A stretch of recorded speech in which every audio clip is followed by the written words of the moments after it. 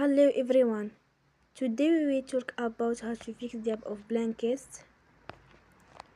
You will go to settings. Then we click on apps. After that you will search the app Blinkist and you will click. Then you will on first stop. After that you will go to storage. Then we click on clear cache.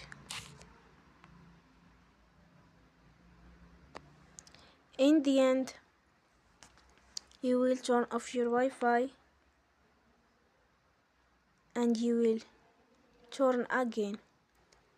Don't forget to support us by like and subscribe. See you next time and thank you for watching.